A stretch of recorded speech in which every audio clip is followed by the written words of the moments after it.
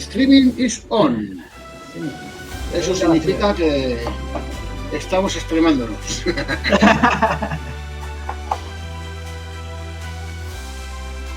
Ahí estamos. Ahí estamos. Ahí estamos. Muy bien.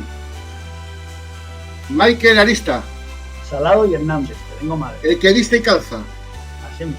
Un cubano que está peleando por su derecho a ser español.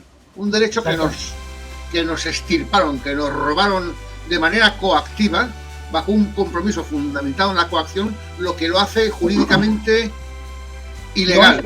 No es exactamente la coacción, sino es el mismo hecho de que lo que se está pidiendo que España le quite a los españoles es imposible.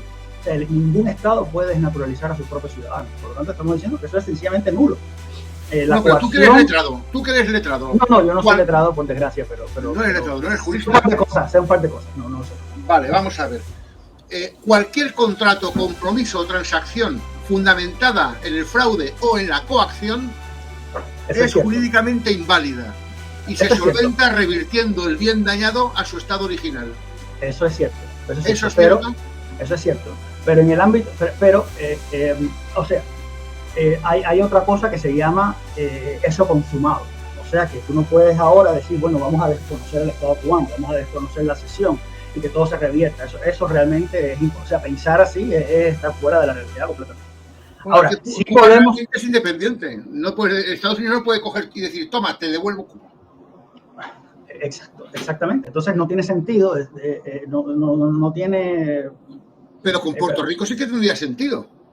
De nuevo, es el hecho consumado. O sea, no puedes ir contra el hecho consumado. Es un hecho consumado. Ahora, sobre el derecho de persona, sí se puede hilar para lograr que el artículo 9, que es el artículo por el cual los españoles de Cuba y de Puerto Rico son desnaturalizados, eso es completamente ilegal, porque es muy difícil demostrar coacción.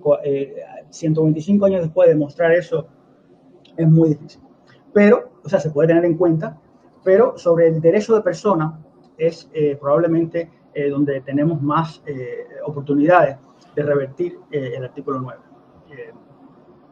Que es un artículo que realmente lo que va en contra de todo el derecho natural, va en contra de todos lo que dicen todos los tratados, es decir, todos los tratados reconocen, defienden el derecho sagrado de un individuo de conservar los lazos civiles con su antigua patria. Y este derecho fue sencillamente ignorado. Y por eso fueron los españoles naturalizados. O sea, ¿qué quiero decir con esto? Cuando la Comisión Americana le presenta el proyecto de artículo a la Comisión Española explota. La Comisión Española dice esto es imposible. Claro, está como escondido en el lenguaje, pero lo que la gente olvida es que España llevaba casi 70 años lidiando con el tema de la ciudadanía, porque había tenido que hacer lo mismo con las repúblicas hispanoamericanas que se habían emancipado. Entonces, ya los políticos, o sea, la tradición política española estaba realmente fogueada con el tema de la ciudadanía. Inmediatamente Montero Ríos, cuando lee el artículo, se da cuenta que lo que hace es desconocer la ciudadanía originaria de los que habían nacido en Cuba y Puerto Rico. Es decir, el artículo lo que dice es lo siguiente: españoles son solo los que nacieron en la península. Los que nacieron en Cuba y Puerto Rico no son españoles. Con lo cual les aplicó el mismo principio que España aplicaba a las tribus incivilizadas de Filipinas, es decir, que no les concedía la nacionalidad porque sencillamente no estaban reducidas a su jurisdicción. Entonces, eso además me parece que es un insulto muy grande. O sea, de hacer reducidos de un plumazo a personas sin ciudadanía es un insulto. Y que de esto no se hable, me parece que es todavía más peligroso. Lo curioso es que no devengue un derecho inmediato. ¿Cómo? ¿Perdón? Lo curioso es que no devengue un derecho inmediato. Así Por ejemplo, tú eres un español, tú eres hijo de españoles nacido en cualquier país del mundo y automáticamente tienes derecho a ser español. Correcto, pero fíjate, en este caso, sencillamente incluso hay un real decreto de 1901 que expresamente dice, los naturales de ultramar perdieron su nacionalidad.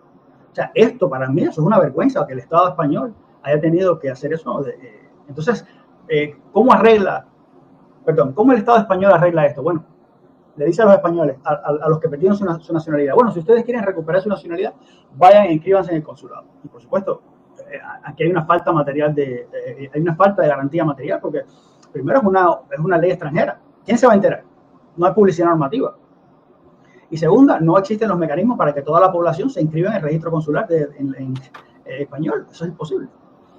Entonces, bueno, esa es la situación. Ahora, 125 años después, hemos logrado interponer una demanda que se encuentra en la Audiencia Nacional lista para fallo, que lo que busca es eso, lo que busca es que los jueces no puedan, que tengan que evaluar la constitucionalidad del artículo 9 para poder emitir una sentencia. Y creo que por eso es que se están demorando tanto. Y si los jueces lo deniegan, ¿qué alternativas quedan? Vamos en casación al Supremo. O sea, vamos a ganar como quiera. Es poco probable que la sala de la Audiencia Nacional nos conceda la demanda, ¿no? Pero bueno, nosotros pedimos 4 cosas. Nosotros pedimos, primero, la nulidad absoluta de la orden del ministro de Asuntos Exteriores, porque nosotros hicimos una petición diciéndole al Estado, denuncie el artículo 9, y el Estado me dijo no. Pero quien me respondió fue el ministro de Asuntos Exteriores. El ministro no tiene competencia para decidir si sí o si no. Es el Consejo de... Bueno, porque... Qué curioso, ¿no? Sí. Bueno, la petición se la pelotearon varios ministerios. Ya. Pero si el ministro no tiene competencias para decidir, entonces ¿por qué me responde? Entonces, eso es lo que estamos diciendo al tribunal. El ministro no podía responder. El que tiene que responder es el Consejo de Ministros, que es el que tiene esa facultad. Quizá porque la justicia no sea tan independiente. No sé. Yo creo que eso lo volamos ahí y nadie se dio cuenta de lo que estábamos pidiendo. Entonces ya era muy tarde cuando se dieron cuenta. Pero bueno, en fin, la demanda está admitida a trámite. Entonces, bueno, le pedimos 4 cosas. La primera es la nulidad absoluta de la orden del ministro. Entonces, si no me la quieres dar, bueno. Opción B, una cuestión de constitucionalidad y una cuestión prejudicial, una al Tribunal Constitucional y otra al Tribunal de la Unión Europea, para que indiquen cómo interpretar ese artículo. Y eso sería espectacular, porque tendríamos un pronunciamiento del Tribunal Constitucional, que es el único órgano con la facultad para revisar un tratado. Entonces, si no me lo vas a dar tampoco, entonces declara la anulabilidad de la orden y remítelo al Consejo de Ministros. Entonces, si no me dan nada, entonces vamos en casación al Supremo. Con lo cual, todavía está viva la demanda, y si el Supremo lo rechaza, entonces iríamos a Estrasburgo, que yo pienso que probablemente allí es donde vamos a terminar en un par de años. Porque no creo, vamos a ver qué pasa. Pero sobre todo estoy muy interesado en saber cómo el tribunal va a razonar, cómo va a razonar salirse de la demanda, porque realmente los puntos que hemos puesto, la demanda está muy bien hecha, y tengo que agradecerle al equipo legal nuestro, que la verdad se ha esmerado, y es una demanda muy completa, muy bien hecha, muy fina, y va a ser difícil. Y además la respuesta la respuesta a la demanda fue muy pobre. Por parte de la abogacía del Estado fue realmente muy pobre, debemos decirlo. Fue hecho a la carrera, como que no quiere las cosas. Y yo esperaba un poco más de altura, ¿no? en la respuesta, en la contesta a la demanda. Pero realmente los argumentos fueron muy pedestres y muy trillados, muy manidos. En caso de resultar positiva, ¿qué pasaría? ¿A tener doble nacionalidad? Bueno, no.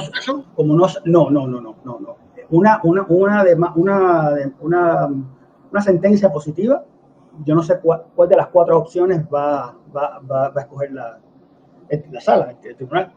Pero supongamos que anula la orden. Bueno, ¿qué pasa? Entonces, el Consejo de Ministros es el que tiene que pronunciarse. O sea, esta batalla no va a terminar con el tribunal. Esta batalla es para largo. Esta batalla va a ser muy ardua. Y va a ser, es un maratón, o sea, es una carrera en que la estamina, nuestra capacidad de aguantar y de sostener una demanda de este tipo, porque los resultados son realmente revolucionarios. Los resultados los resultados van a cambiar la historia del país. Entonces, tenemos que nosotros tener esa visión y estar conscientes de que va a ser por tiempo.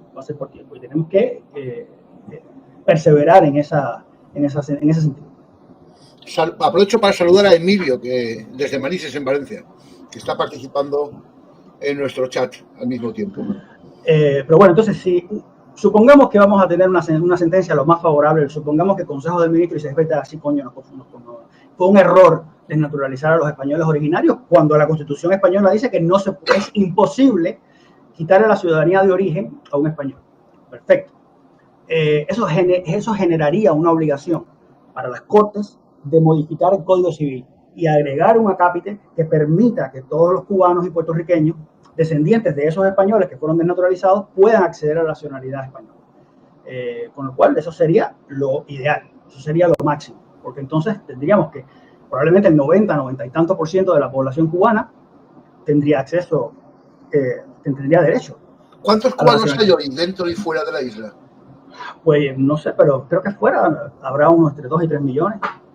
No sé los últimos datos porque ha habido una estampida tan grande de personas. O sea, la situación en Cuba está muy... ¿En la isla cuántos viven? ¿Cuántos cubanos viven en la isla? Probablemente menos de 11 millones. No sé exactamente cuántos, pero por ahí. ¿Podemos hablar de unos 15 millones de cubanos? No lo sé, no lo sé.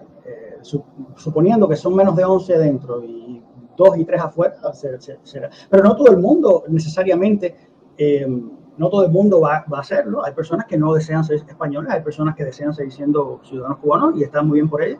O sea, no significa que todos lo van a hacer. Eso, por suerte, afortunadamente, se trata de un derecho individual. O sea, depende del asentimiento personal y de lo que tú quieras hacer. Lo cual es bueno, porque nosotros defendemos la idea de la soberanía individual, de que usted debe ser dueño de su destino y usted pueda escoger qué ciudadanía, al margen de que hay una que le toque, que si existe esta opción, porque además este es un problema de justicia histórica, porque los españoles, no se trata de cubanos, no se trata de alguien que está afuera, estamos diciendo que nosotros somos tan españoles como tú y que queremos ese derecho reconocido, porque fue cercenado ilegalmente. A nadie se le puede quitar su ciudadanía. Y si nosotros queremos que de ahora en el futuro se respete la ciudadanía, nosotros somos un buen ejemplo que va a quedar como precedente. Y por eso es tan importante que el Tribunal de Estrasburgo falle y el Tribunal de Estrasburgo aplique la jurisprudencia europea que defiende la idea de que la ciudadanía es un derecho fundamental. Y esta es la idea principal. O sea, nadie puede ser privado arbitrariamente de su nacionalidad. Y esto es lo que estamos diciendo que ocurrió. Por supuesto, hay comentarios sobre, los he leído, que si los denunciaron la guerra, que si tantos miles de... Nada de eso es importante porque se les cercenó el derecho a la nacionalidad española a personas que eran tan españoles, que incluso pelearon por España. Y todos fueron desnaturalizados de un mismo plumazo. Una de las cosas que estamos diciendo es que sí, efectivamente, nosotros no negamos que hubo una guerra. Por supuesto que hubo una guerra, por supuesto. Y una guerra además civil, una guerra fratricida, una guerra que no debió haber ocurrido. ¿No hubo 3 guerras? Sí, ok, hubo 3 guerras. Perfecto. Sí, la de 68 fue una guerra civil, pero la idea de la independencia es una idea sobrevenida. Después tuvo la llamada guerra chiquita que fue ahogada en nada. O sea, el reporte en el archivo histórico sobre la guerra chiquita es una bobería. Y está la guerra del 95 al 98. Pero lo que nosotros queremos decir, que es algo que es importante, es que hubo una gran traición por parte de unos cubanos, y probablemente hasta dentro de España hay algunos que dicen que incluso Sagasta no hizo todo lo que debió haber hecho. Pero bueno, yo no me meto en eso. Y más unos $1 millón. Yo no tengo pruebas, pero lo que quiero decir es que la culpa no es no solo de los que estaban en Cuba conspirando. Aquí todo el mundo cogió parte y todo el mundo conspiró. Entonces, esto es importante que se sepa también. Entonces, lo que estamos diciendo es que un grupo de cubanos traicionó la voluntad popular, porque en el 98 se hicieron elecciones, y en esas elecciones el 80% salió por el gobierno autonómico, en la que votó el 50% del padrón electoral. Eso es un plebiscito. Eso es un plebiscito. Y entonces... Ahora el 50% y de ese 50% el 80%. Exactamente. Eso es un varapalo. Eso es una victoria abrumadora del gobierno autonómico. Y eso indica que la mayoría de la población realmente quería mantenerse dentro de España.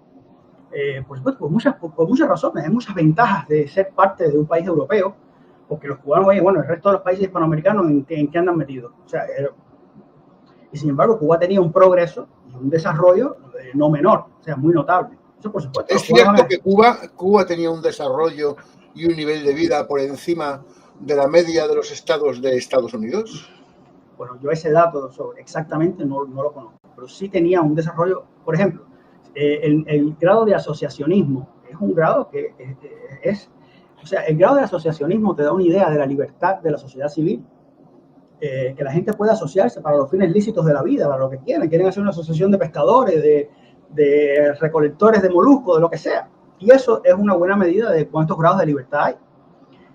Por lo tanto, eso echa por tierra toda esta propaganda de que no había libertad de expresión, no había libertad de asociación. Eso es mentira, eso es absoluto, eso es mentira completamente. Lo que no había libertad de sedición. No, perdón. Como ahora no hay. Aquí es donde vamos.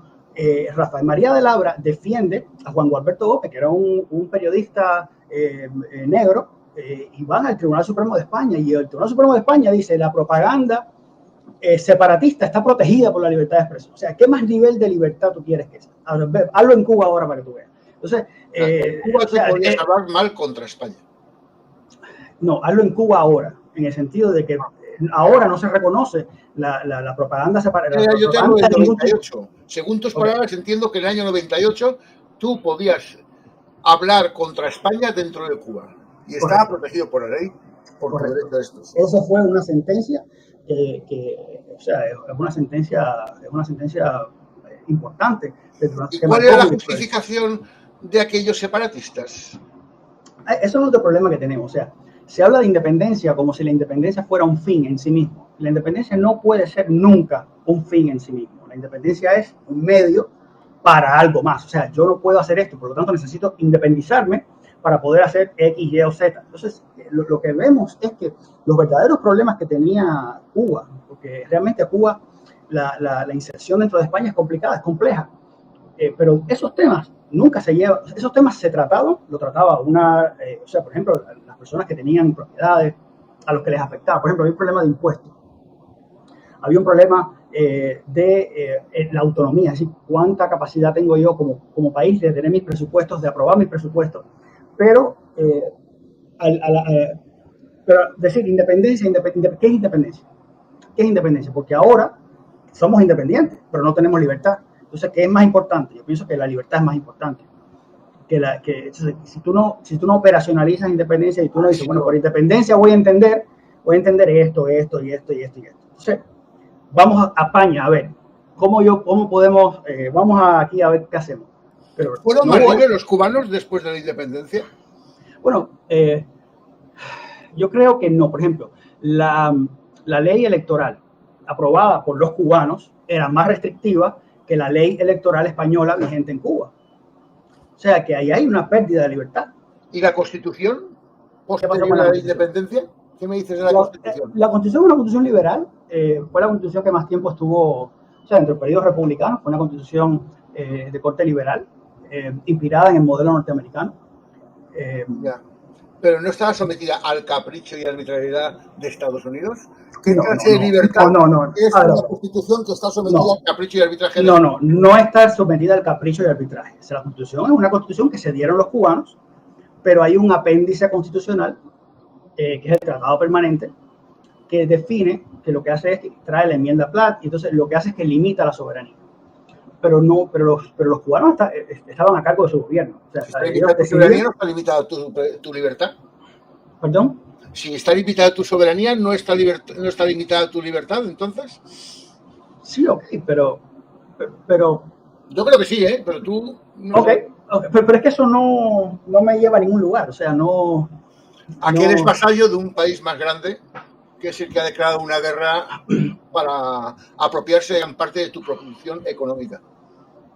No, pero es que la producción, nosotros dependíamos de Estados Unidos desde mucho antes. O sea, desde los años 50 del siglo XIX ya hay inversiones, e incluso cuando los cubanos iban a pelear con el ministro de Ultramar, con el gobierno, para que quitaran los impuestos.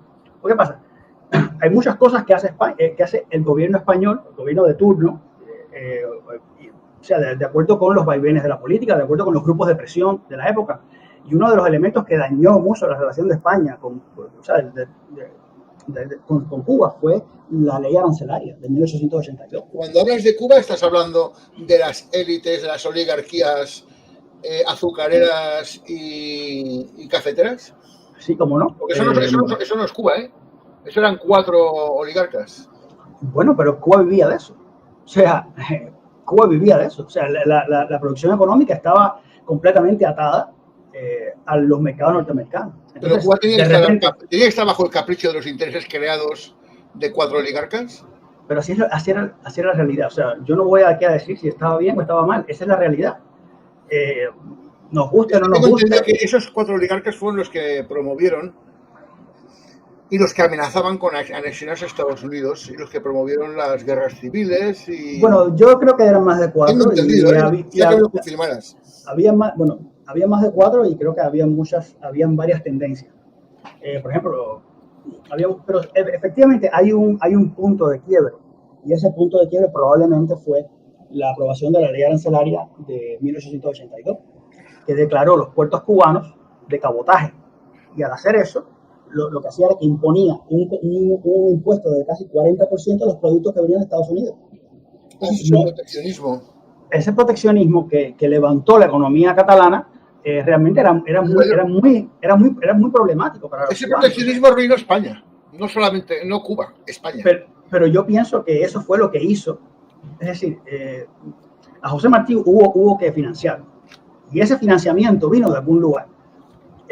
Y obviamente, cuando España no transigió, no había forma, pues eso generó un quiebre. Aún así, el pueblo, el electorado, se votó por mantenerse dentro de España bajo el sistema de la autonomía. Y de hecho, cuando se hace la autonomía, se demostró, se eligió un parlamento insular, se eligió un gobierno. Cuba por primera vez hacía sus propios presupuestos, porque es cierto que todo el Congreso español votaba para los presupuestos de Cuba, en el cual los cubanos tenían muy poca capacidad de acción. Entonces, eso es un problema que había que resolver, por ejemplo. Sí, pero un problema común de toda España. Correcto, pero es un problema que se resuelve en el proceso político. O sea, la independencia no justifica, eso no justifica la independencia, y menos cuando ni siquiera hubo una conversación, un diálogo sobre cómo hacerlo. O sea, sencillamente se levantó. ¿Tú sabes cuánto creció económicamente Cuba durante el siglo XIX? Durante todo el siglo XIX. Sí. No tengo datos a mi disposición. Un 6% de media. Okay. ¿Sabes cuánto creció México? ¿Cuánto? Desde la independencia. No lo sé. El 0,3. Bueno, yo no tengo como... Pero, efectivamente, pero fíjate, después de la guerra de los 10 años, el sistema que se implantó en Cuba con la paz en Sajón fue muy beneficioso para los cubanos, fue extremadamente beneficioso. Es que se vivía mejor en Cuba que en España. Bueno, no lo dudo, está bien. Por ejemplo, estuve leyendo hace unos días cuando fue el presidente del Círculo de Hacendados a entrevistarse con el ministro Ultramar para que le quitaran para quitarle los impuestos a los productos norteamericanos, porque Cuba estaba en una situación muy difícil. Cuba depende del mercado norteamericano para las mieles, para los azúcares, y de repente, si no puede competir, los productos no pueden competir si tú le vas a imponer un arancel del 40% a los productos norteamericanos. En ese momento, el Congreso norteamericano vota una ley que dice los países que no reconozcan la reciprocidad le vamos a aumentar los aranceles. Cuba no podía competir. Si tú a los azúcares cubanos le impones un arancel, no pueden competir. Entonces, ese era un problema. Era un problema, además, perentorio. O sea, es una preocupación de que el país entero se va a la mierda si tú no quitas este arancel. Entonces, había una sensación de que España nos es indiferente. O sea, que nosotros le somos indiferentes a España, en el sentido de que, oye, si tú no quitas este arancel, el país se va. Entonces, quizás hubo algo que tenía que ver con eso. Pero bueno, estos son algo de los problemas que realmente... Eso es un conflicto que no era entre Cuba y España. Bueno, yo no sé si has oído hablar de Vicente. Era entre españoles que vivían en Cuba y españoles que vivían en burócratas. No, y entre valencianos y catalanes. Bueno, ahí es. Claro, porque ¿qué pasa? ¿Has oído hablar de Vicente Blasco Ibáñez? Ya que hablamos de los catalanes, en esta época se empieza a aparecer en la prensa un problema, que es que los catalanes empiezan a decir que ellos nunca se beneficiaron de América. ¿Cómo que no? Porque, pero espera, claro que es mentira, porque dicen que sacan el testamento de la reina Isabel la Católica. En el testamento Isabel dice, bueno, que solo pasen a Indias los vasallos de mi reino. Y en eso se agarran para decir que, bueno, a los catalanes nunca se les permitió, ¿cómo se dice?, beneficiarse del comercio con las Indias. Y esto, potenciado en la propaganda, pues se convirtió en un verdadero grupo de presión, que fue lo que propició la ley de la ley de relaciones arancelarias de los Unidos, que fue fatal. Ya, yo te puedo decir que Vicente Blasco Ibáñez, uno de los grandes novelistas e intelectuales del siglo XX, autor de Los Cuatro Jinetes del Apocalipsis. Vamos a notarlo, vale, luego. En un artículo que escribió, él se lamentaba, se quejaba. El artículo se llamaba Lepra catalana. Él definía como lepra el que los productos hortofrutícolas valencianos tenían que pagar impuestos para entrar en los mercados de Barcelona. En cambio, los productos textiles catalanes eran libres de ser comercializados en cualquier parte de España. Claro, luego había un viajero francés que se quejaba de que los catalanes, sencillamente, por el hecho de existir, están protegidos de que se importen textiles extranjeros que cuestan la mitad de precio y los textiles catalanes se tengan que vender en España al doble o al triple de su precio. Bueno, bien por los catalanes que supieron hacer las cosas y bueno, y jodieron a los catalanes y mal por el resto de España, porque eso contribuyó a que se industrializara Cataluña y el resto de España se quedase a un nivel inferior respecto a Cataluña. Es que es la guerra del librecambismo con el proteccionismo, que es lo mismo que sucedió en Estados Unidos. ¿Qué sucedió en Estados Unidos? El norte era proteccionista y el sur librecambista. ¿Qué pasó? Una guerra civil. No, el sur era esclavista. Y el problema es que la economía de esclavitud, de plantación, es tremendamente improductiva. Era exportadora, por lo tanto al sur le interesaba el librecambismo. En cambio, el norte, que era industrial, le interesaba protegerse. El proteccionismo. Esa razón de la guerra estaba muy por encima del tema racial, que a ambos les importaba poco. Eso fue un chivo expiatorio que se buscaron ellos para tener carne de cañón. Bueno, está bien. No tengo suficiente conocimiento para decirte sí o no. Además, ¿sabes la consecuencia de esa abolición de la esclavitud cuál fue?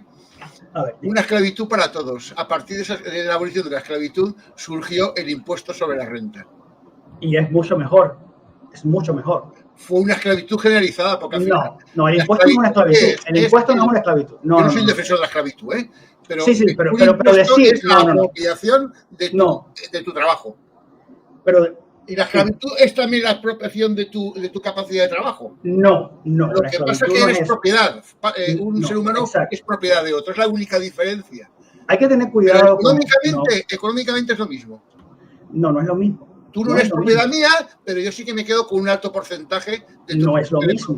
No es lo mismo ser propiedad, la persona ser reducida a propiedad, que tú pagar con tu trabajo. Eso no es igual, no es lo mismo. Por supuesto, es un paso de avance. O sea, ¿lo consideras un avance? Por supuesto que es un avance. Para mí el avance es la abolición de la esclavitud.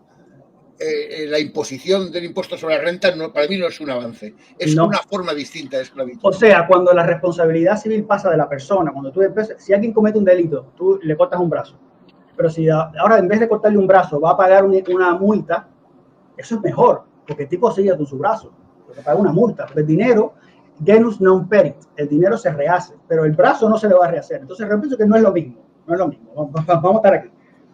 Por supuesto que no. Es como, por ejemplo, las leyes de Solón y Dracón. Bueno, sí, eran muy malas, eran muy terribles, pero es mejor que la barbarie. O sea, cada vez, cuando la sociedad avanza, quizá no es lo ideal, porque lo estamos viendo desde 2000 años o 200 años después, pero es algo mejor. Entonces, lo mismo quizá no. Pero bueno, no sé el tema, nos hemos dispersado. Ajá, volviendo al tema. Es que el tema de la esclavitud, y venía relacionado, es un tema que se ha argumentado mucho para justificar las guerras y reclamaciones de los cubanos. Pero yo creo que hay una gran hipocresía, porque realmente los que más lucharon y promovieron la independencia no eran los esclavos ni los ex-esclavos, eran precisamente los esclavistas. Y los esclavistas, qué curioso, no les veo yo ningún interés por defender los derechos de los antiguos esclavos. Bueno, ok, pero ahora de qué no sé, o sea, ahora mismo lo que estamos diciendo esa no es la batalla de nosotros. Eso no es la batalla de nosotros y realmente hay una batalla cultural para justificar nuestras acciones. Es un periodo, y eso es otra cosa, eso es un periodo muy, muy grande de tiempo y yo no soy especialista en esa específica materia. O sea, y no voy a ponerme a hablar aquí sobre un tema en el que no soy especialista. Yo, lo único que me interesa y la única razón por la que podría estar aquí es porque yo quiero que a los cubanos y a los puertorriqueños se les reconozca su ciudadanía originaria. En ese tema estamos en el mismo bando. Yo estoy exactamente. Y entonces, te agradezco que me des la tribuna, porque más allá de que a la gente le interese un tema histórico, a mí realmente lo que me interesa es dejar claro que nosotros lo que queremos es que se nos reconozca nuestra condición de español, porque fue sencillamente retirada ilegalmente, y que eso no es posible. Entonces recabamos el apoyo de los españoles, de hispanoamericanos, de cubanos que escuchen, de todo el que escuche sobre este tema en específico.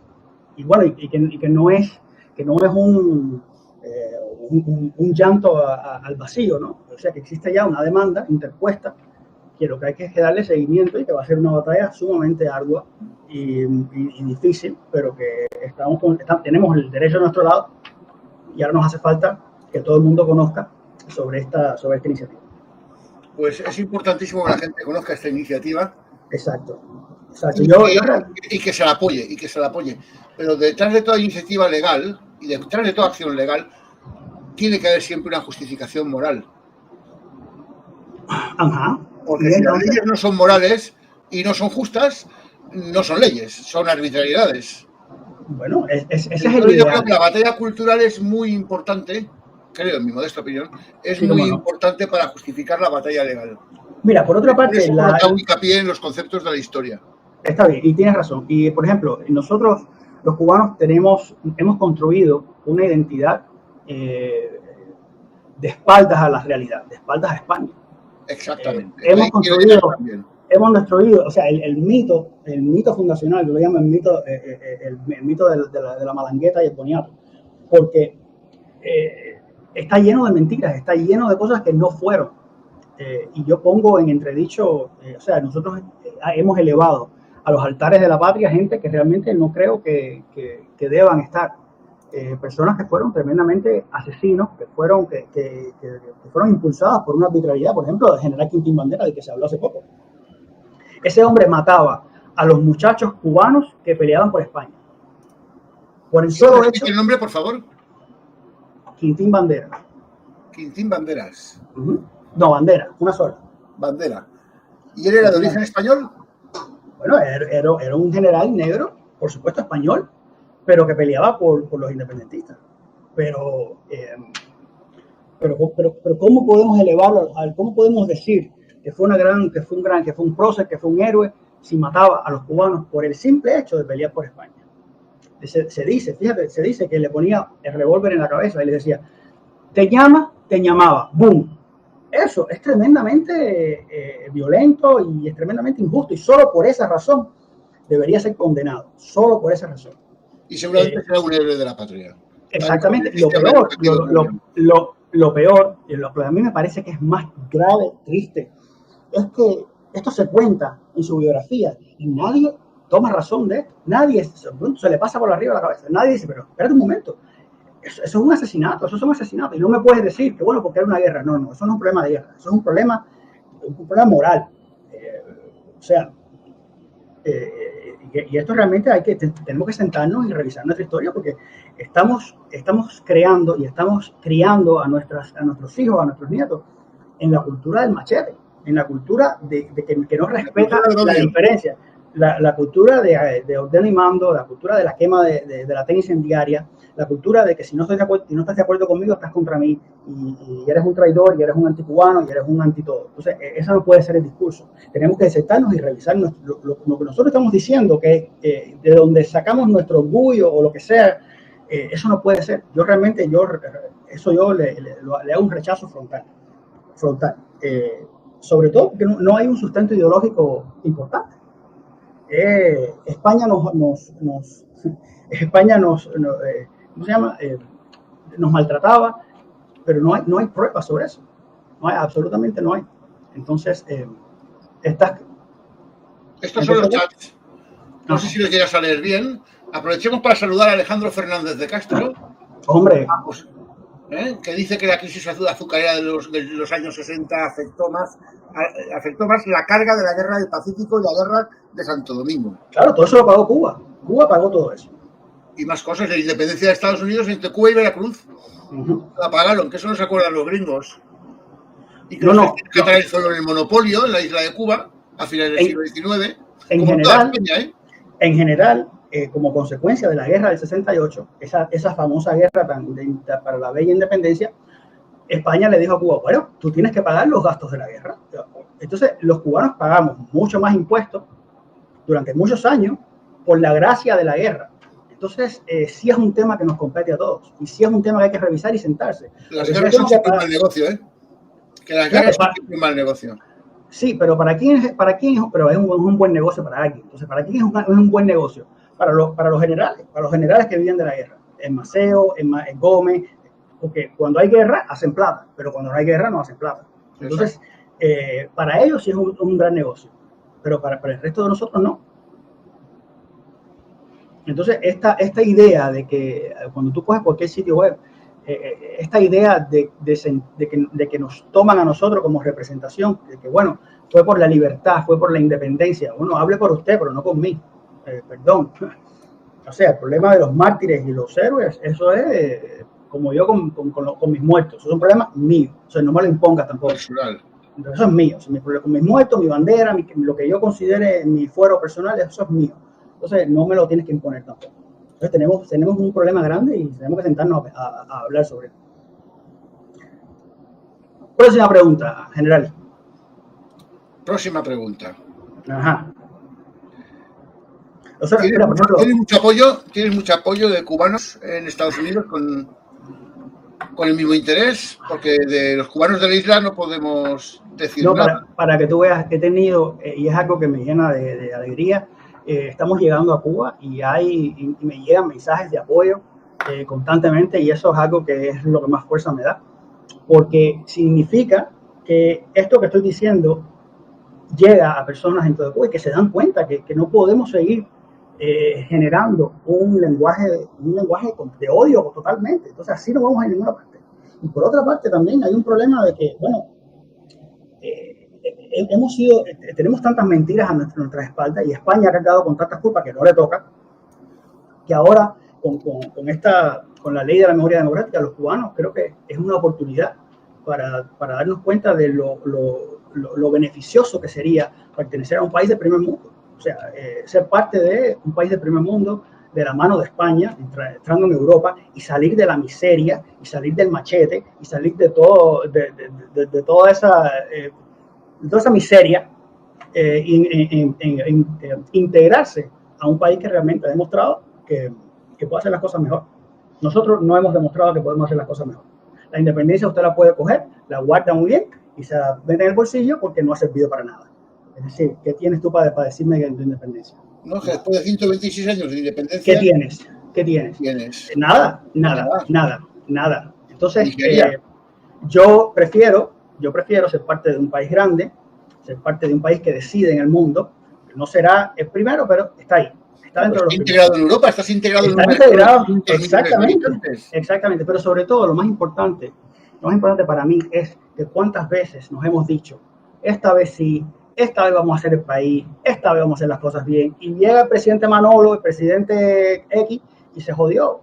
Entonces, necesitamos un mecanismo suficientemente fuerte que obligue al Estado, a la maquinaria estatal, al estricto cumplimiento de la legalidad. Ese mecanismo, en estos momentos, solo se puede lograr siendo ciudadanos españoles e integrarnos dentro de Europa.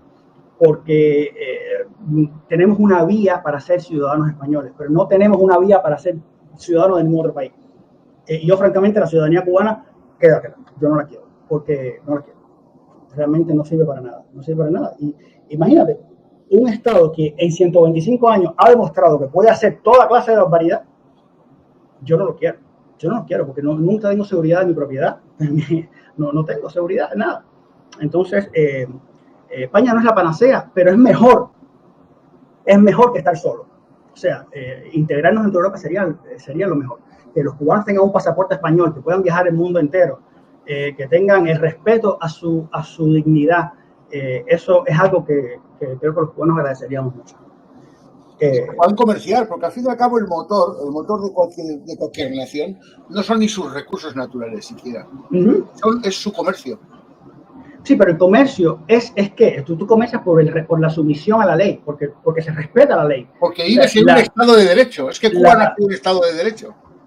Exactamente, y el Estado de Derecho lo que nos ha durado ha sido lo que un merengue en la puerta de un colegio. Cada vez que lo hemos intentado, se va. Entonces, evidentemente hay un problema, tenemos un problema. Entonces, estos proyectos de libertad para mañana, lo que les falta es que cómo tú garantizas esa libertad. ¿Cómo tú la garantizas? Si no tienes cómo garantizarla, puede ser la libertad más linda del mundo, pero si cualquiera puede venir y la echa a perder, pero bueno, ¿cómo tú garantizas que eso sea así? Entonces, esa garantía solo se puede lograr con un Estado que tenga los mecanismos para hacer cumplir, para obligar al Estado, a la maquinaria estatal, a cumplir y a respetar los derechos humanos. Mira, Cuba no ha ratificado el Pacto de Derechos Humanos, ni lo va a hacer tampoco, ni lo va a hacer tampoco. Entonces, yo no quiero un país que mañana pueda decir sí y otro no. Exactamente, mira cuáles son los países. No, yo quiero un país que me respete mis derechos humanos. Sea España, bien, porque además lo puedo hacer sin tener que aprender otro idioma, mi cultura no se resiente, sería perfecto. Pero los cubanos hoy nos vamos a todas partes. Es realmente triste que los cubanos tenemos que poner nuestra casa en cualquier lugar, toda una patada en una isla perdida en el Pacífico y probablemente sea un cubano. Entonces, eso no, nosotros debemos tener nuestra casa. Y si podemos mantener nuestra casa hablando nuestro mismo idioma, pudiendo leer nuestra historia, nuestra poesía escrita en el idioma en que es que la cosa nuestros mayores. Idioma. ¿Tú sabes lo que he comido yo hoy? ¿Qué has comido? Arroz a la cubana. Mira tú, que eso no se come en Cuba. Ya, pero eso no se come en Cuba, pero bueno. Toda la vida. Sí, ya. Ok. Pues bueno, si podemos hacerlo con nuestras tradiciones, cuando que no haya algo brusco, pues mejor todavía. ¿Qué mejor que eso? ¿Sabes quién me ha puesto un café con leche para desayunar? A ver. Una doctora cubana. Mira tú.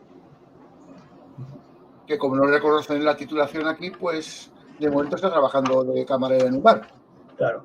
Eso es lamentable. O sea, por ejemplo, un reconocimiento de la ciudadanía española podría generar... Más allá de la regla de la ciudadanía, es la convalidación de los títulos, es la multiplicación de las oportunidades de cualquier cubano y es también la multiplicación de las oportunidades de inversión de cualquier español. Porque es que Cuba, si en el 98 no hubiese pasado nada, ahora sería una potencia turística mundial. Bueno, pero no podemos hablar Está demostrado, si España lo es, Cuba con más razón. Bueno, pero lo que importa es que haya paz, que haya respeto a la propiedad y a los derechos humanos, y con eso es lo que no hemos tenido nunca. El Estado siempre ha sido el todopoderoso, el que hace lo que quiere sin respeto a los individuos, por ejemplo. Bueno, la historia de Cuba tiene muchos ejemplos. Que llega uno y dice, bueno, ya no va a ser el mandato de 4 años, ahora va a ser de 6. Pero mire, que es de lo que dices de 4, no, pero va a ser de 6, yo quiero de 6. Y entonces, a lo que le da la gana. Eso es lo que no podemos hacer. Entonces, como no hemos aprendido a hacerlo en siglo y pico, evidentemente no hemos aprendido, pero en ese tiempo, además, ni siquiera hemos aprendido, porque ha sido peor, nos hemos reducido a la nada misma. Entonces, yo pienso que eso es muy duro, es duro de estar consciente de que no hemos sabido, y que encima no estamos preparados para insertarnos en el mundo. Porque es que no, como tú dices, no son los 4 gatos oligarcas, tiene que tener en cuenta a todo el mundo, a una media. Entonces, eso pienso que solo se puede lograr en un país que realmente garantice el respeto a los derechos humanos. Y ahora con esta iniciativa... Los humanos a una justicia independiente, bueno, a una política exterior común, a una política de seguridad común, es que son muchas más cosas, una política económica común. Bueno, pero ya, o sea, ahora mismo hay 200.000 cubanos viviendo en España. Y sería bueno, hay probablemente cerca. ¿Cómo? Solo. ¿Cómo que solo? Me parecen pocos. Sí, probablemente a final de año haya mucho más. Pero bueno, hasta el último, eso no es poca gente. No es poca gente, en los últimos años no es poca gente.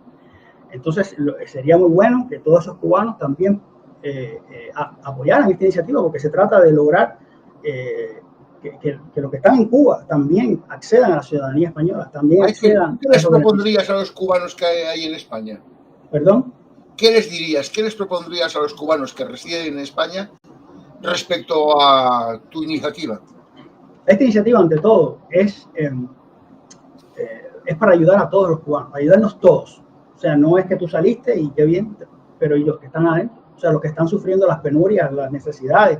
Además de eso, nos han botado de nuestra propia casa. Yo quiero regresar a mi casa, pero quiero regresar a mi casa bajo un sistema en el que yo sepa que se me va a respetar. Entonces, esta iniciativa yo pienso que es fundamental para lograr la libertad de todos los cubanos. Dentro de como ciudadanos españoles, bueno, pues sí, como ciudadanos españoles. ¿Y qué? ¿Y qué? Entonces, sería muy bueno contar con el apoyo de todos los cubanos, con independencia de, o sea, nosotros no nos oponemos a ninguna otra organización, sencillamente estamos diciendo que la ciudadanía española debe ser un derecho, que individualmente cada cubano debe poder escoger y decir, mira, mi abuelo nació en Cuba en 1898, antes del cambio de las ratificaciones, fue desnaturalizado. Yo, como su descendiente, por el mismo principio que opera para los sefardíes, debo tener el derecho de optar por la nacionalidad de mis mayores, habida cuenta que fue cercenada ilegalmente. Entonces, ningún cubano debe oponerse a que un hermano suyo acceda a la ciudadanía española, porque no te afecta a ti, pero le puede dar la libertad a uno como tú. Entonces, yo pienso que ni te cuesta un kilo, ni te cuesta nada. Sencillamente, no oponerse puede ser la diferencia entre la libertad y la barbarie. Mira, Jitsi Beatriz Hernández Nodarse te saluda desde Cuba. Gracias, muchas gracias. Muchas gracias. Jitsi. Sí. Cuba, desde que no forma parte de España, desde que no es España, porque yo nunca puedo decir que era de España, sino que era España, ha sido siempre vasalla de unos u otros, ¿no? De vasallaje a Estados Unidos ha pasado un vasallaje soviético y ahora es vasalla de su propia miseria intrínseca. Ajá. Como consecuencia de sus vasallajes. Bueno, hay muchas cosas. Uno de los elementos que a mi juicio nos lastra, es que no conocemos nuestra historia. Como no podemos acceder a nuestra historia, porque la historia que nos han hecho es mentira completamente. No podemos, por tanto, interpretar el presente. No podemos interpretar. O sea, no sabemos qué nos pasa porque no sabemos qué ha pasado. Entonces, la historia que tenemos es una historia muy contradictoria, es una historia que no encaja. Entonces, esa historia que no encaja, que ha sido hilvanada a retazos, no explica el presente. Entonces, el presente es terrible. Es terrible. Y es terrible porque no sabemos qué ha pasado. Entonces, es uno de los elementos que trato de hacer. Por supuesto, yo no soy historiador, yo no soy especialista en historia, pero sí he desenterrado algunas cosas que es importante que los cubanos tomemos cuenta, como por ejemplo que la mayoría de la población no quería la independencia. La independencia fue impuesta, fue forzada por un grupo de cubanos que traicionó la voluntad popular aliándose a un ejército extranjero y diciéndole al ejército extranjero, ven, invade el país, como mismo hizo Bolívar con los ingleses. Pero no fue promovida aquella independencia con los dólares de las logias de Nueva York, sumados a Pulitzer y a Hertz, los grandes, grandes magnates de la prensa amarillista de la época, que veían que promoviendo la conflictividad con Cuba y España, con España, vendían más periódicos. A ver, yo no tengo una bola mágica para saber la respuesta que tú tienes ahí pensada. Esta es muy directa, es muy directa. Entonces yo pienso que llévame más suave y dame preguntas que yo realmente pueda responder. No preguntas tan específicas. Yo es que lo que veo es que si la iniciativa norteamericana, aquellos independentistas cubanos habrían quedado en cuadro. A ver, pero es que Pulitzer y Hertz lo que querían hacer plata. No le importa quién era y quién. Lo que quería es les da igual lo que destruyeran. Exactamente. Han destruido un país por 126 años para su beneficio inmediato de hace 126 años. Está bien, pero lo que ellos querían era hacer plata. Entonces, y Cuba fue su cabeza, su chivo expiatorio. Ok, pero ¿de qué nos sirve eso ahora? Pues para poder entender qué es lo que estamos viviendo en el presente. Hemos sido nos han tomado el pelo, se han aprovechado de nosotros. Sí, pero ese victimismo ya se acabó, punto. ¿Qué vamos a hacer? No podemos seguir diciendo nos han tomado, sí, ok, pero ¿qué vamos a hacer? Hay que exigir que todo cubano tenga el derecho, un derecho que España y Europa se lo conceda, a ser español y europeo. Exacto, eso tiene que ser un derecho que todo cubano tenga de nacimiento. Muy lindo, pero ¿cómo? ¿Cómo lo hacemos? ¿Cómo le decimos algo? Pero espérate, espérate. Haciéndolo. Espérate, ¿cómo le decimos al gobierno? Mire, usted por favor, deme la ciudadanía. No, eso no puede ser así. Hay que demostrar, primero hay que buscar un mecanismo dentro del derecho que nos lo permita hacer, que demuestre que hubo un agravio, para entonces demostrar que hubo una pérdida, para entonces que te lo reconozcan. Porque eso no es, mira, por favor, deme esta y cosa. Eso fue lo que hizo Arras en el 2009 o 2008. Y eso no es el mecanismo. El mecanismo tiene que ser otro. Entonces, el mecanismo de los tribunales de justicia, que es el mecanismo dentro de la maquinaria estatal que tiene la función de proteger los derechos fundamentales, unido al hecho de que los cubanos sepamos y los españoles sepamos que esto fue la realidad. Entonces, no es Michael tocando las puertas del tribunal, es Michael y 500,000 de cubanos también diciendo, mira, nos quitaron la ciudadanía, qué bola. Entonces, en España.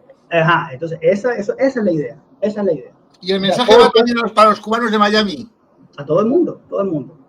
Porque ya digo, o sea, se benefician los cubanos de dentro, pero esto es de todo. En este barco estamos todos.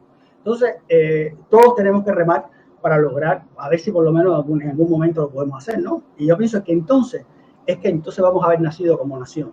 Cuando entonces tenemos este proceso de análisis, de reflexión, es que entonces habremos nacido, colectivo, ¿no? Es que habremos nacido como nación.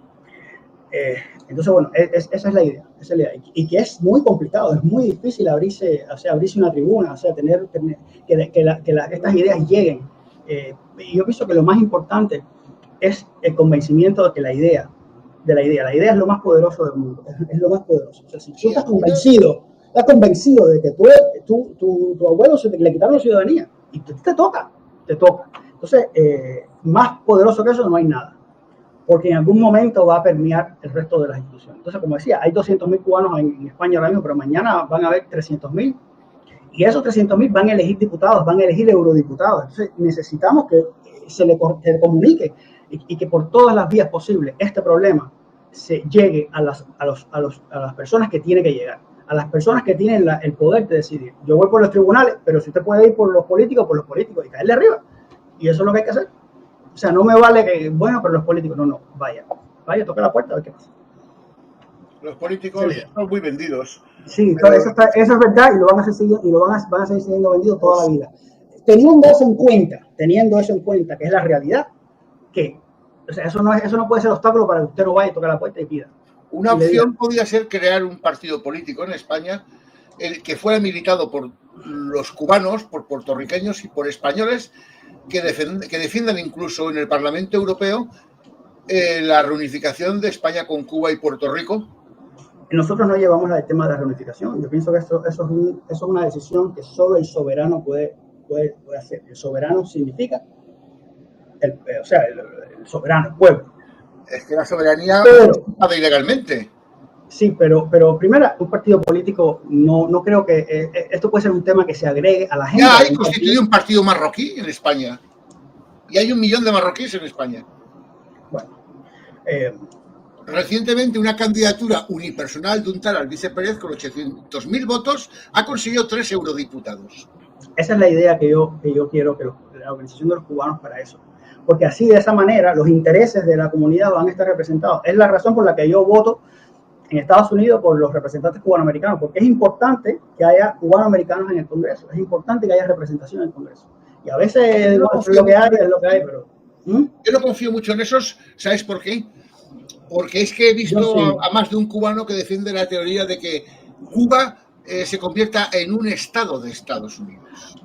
Y eso ¿Está bien? sería volver a meterte en la boca del demonio. No creo. No, Estados Unidos es un país fuerte, es un país que garantiza los derechos, o sea, y es el país que nos ha dado a los cubanos, nos ha dado una puerta y nos ha abierto las puertas, y los grados de libertad que tenemos como comunidad en el exilio y los grados de prosperidad han sido gracias a ese gobierno que no ha hecho lo que no ha hecho ningún país hispanoamericano, ni España tampoco. Hombre, vamos a empezar. No. Espérate. Vemos así, hay que ver las gracias a Khrushchev.